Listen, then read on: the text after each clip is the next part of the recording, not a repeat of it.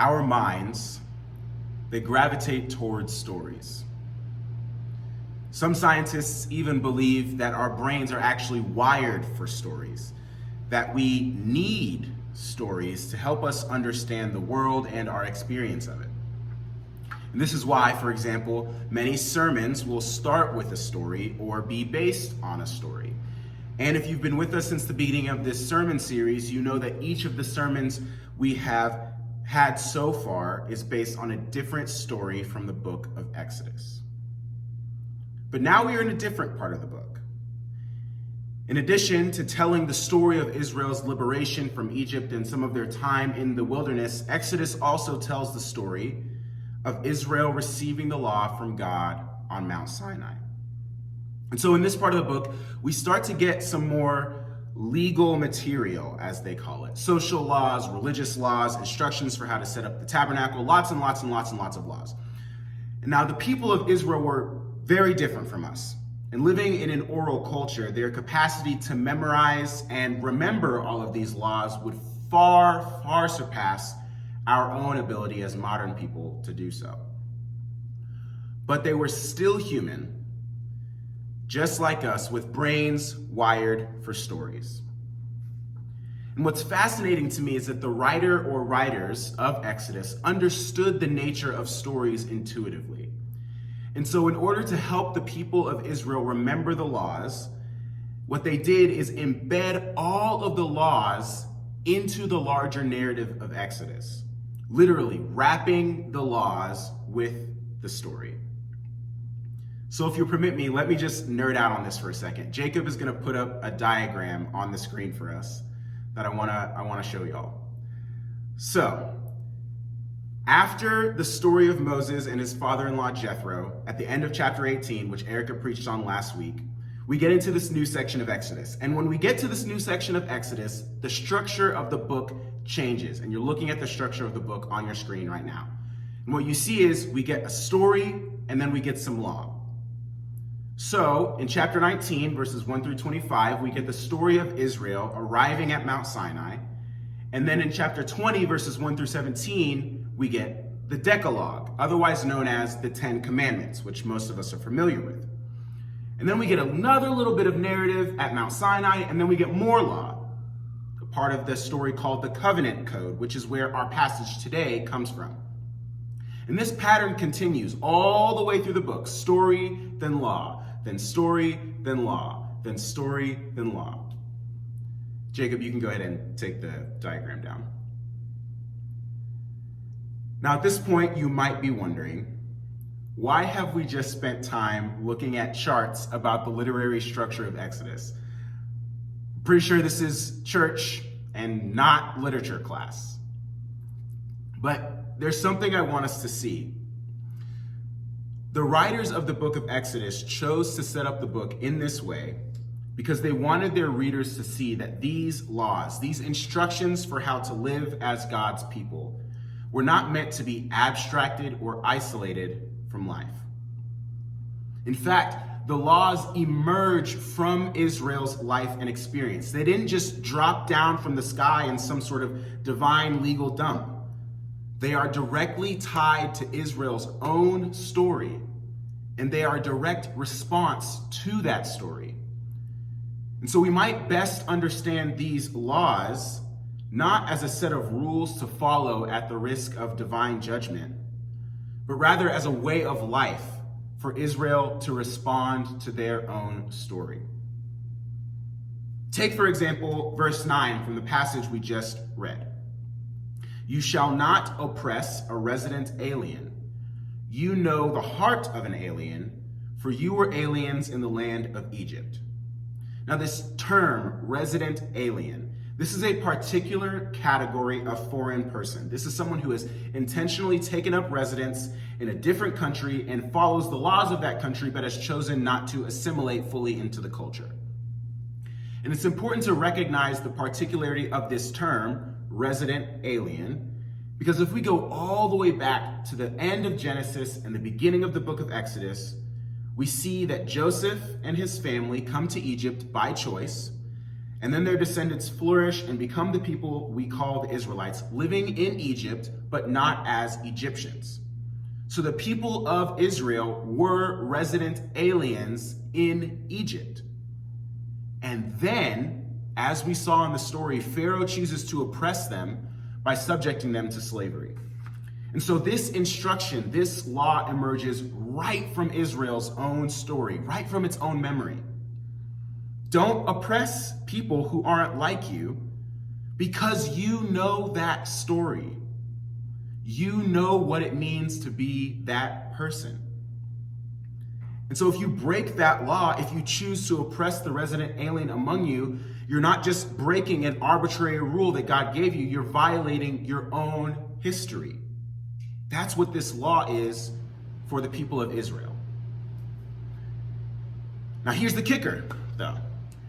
Even though the people of Israel had this story, this liberation story, they had also learned other stories. Stories about the misuse and abuse of power that they picked up during their time in Egypt. So again, let's look at Israel.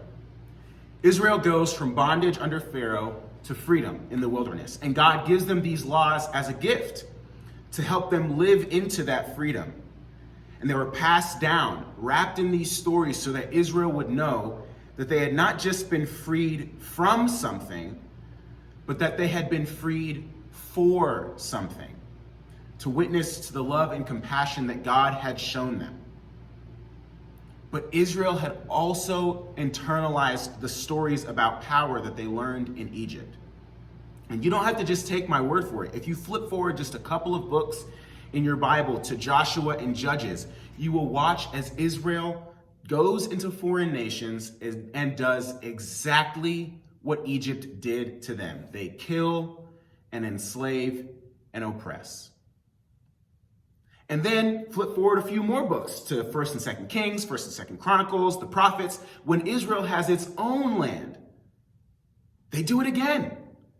They break every single one of the laws in this passage. They violate their own story at every turn. And this is what happens when a group of people forget their own story and instead adopt the stories that placed them in bondage.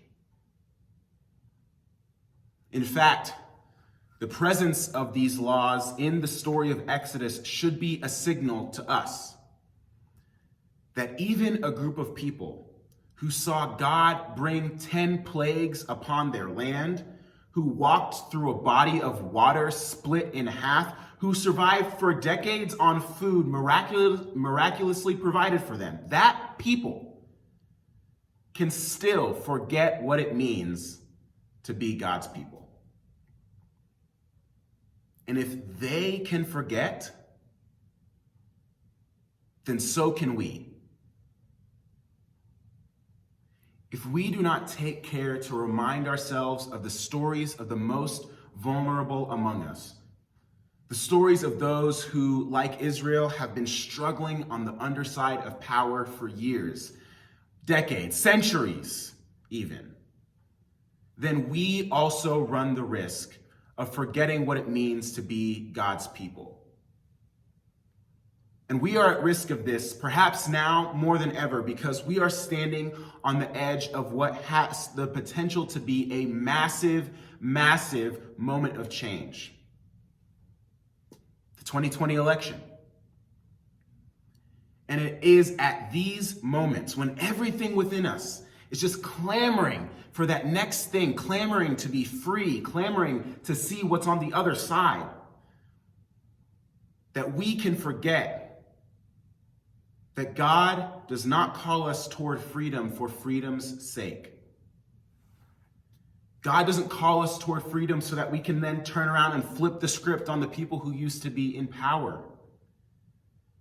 God calls us toward freedom so that we can witness to God's love and compassion.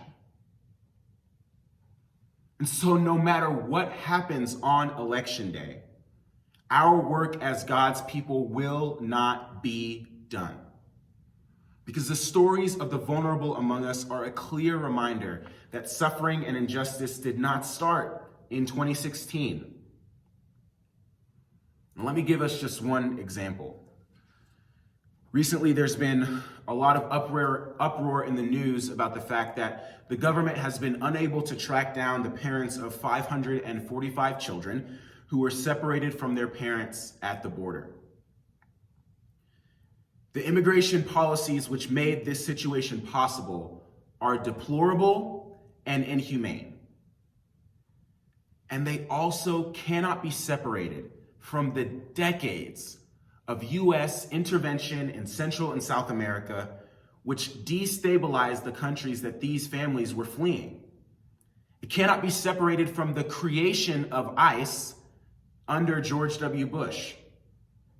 It cannot be separated from the massive wave of deportations under Obama. This is a story that stretches back over 50 years. The election will not be its final page. And so regardless of what happens on election day or in the days and weeks after, if we forget this story, this 50-plus year-long story and all of the others like it, then our way of life will fail to meet the needs of the people who need it most. And so as God's people living in a world full of stories like this one, we need to think beyond the present moment, as significant as it may be. We need to think about the stories that have gotten us to the place where we are, and remember, they will not end on November 3rd. And while we may not be in control of what happens nationwide, we can ask ourselves, what is God calling us, Pres House, this community on this campus? What is God calling us to do on the other side of Election Day? What is the way of life we can adopt to respond to the stories of the most vulnerable among us? And in the coming days and weeks, there are a number of opportunities to learn these stories if you do not already know them.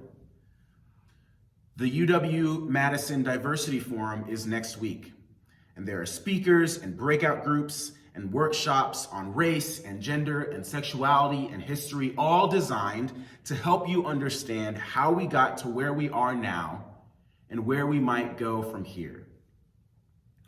And Stephen, Meredith, and Shania, students here at Pres House, are organizing a discussion group to reflect on some of the sessions, and you can ask them for more details if you're interested.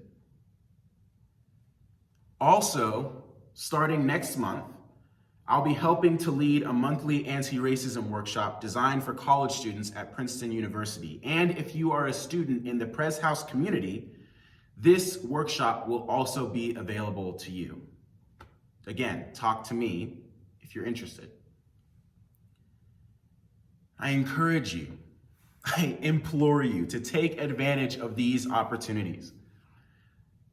I encourage you to think about these questions and share your answers with Erica and I, because these are questions that we spend a lot of time thinking about, but we can't answer them on our own. And so in my office in Gathertown, there's a whiteboard with 2 questions written on it. The same 2 questions that I just posed. Throughout the week or the weeks to come, if you're thinking about these questions and about these stories, I would love it. We would love it if you would come to my office and just write a note on the board with your thoughts. Help us figure out how we will respond in the days and weeks to come to the stories of the most vulnerable among us. I'm going to end today by reading a quote by James Baldwin. James Baldwin was a Black American novelist, activist, and cultural critic. And this quote comes from one of his most well-known essays called The White Man's Guilt. Baldwin says, "History, as nearly no one seems to know, is not merely something to be read. And it does not refer merely or even principally to the past. On the contrary, the great force of history comes from the fact that we carry it within us, are unconsciously controlled by it in many ways, and history is literally present in all that we do. It could scarcely be otherwise, since it is to history that we owe our frames of reference, our identities, and our aspirations. And it is with great pain and terror that one begins to realize this. In great pain and terror, one begins to assess the history which has placed one where one is and formed one's point of view. In great pain and terror, because thereafter one enters into battle with that historical creation and attempts to recreate oneself according to a principle more humane and more liberating. One begins the attempt to achieve a level of personal maturity and freedom which robs history of its tyrannical power and also changes history. May it be so. Amen.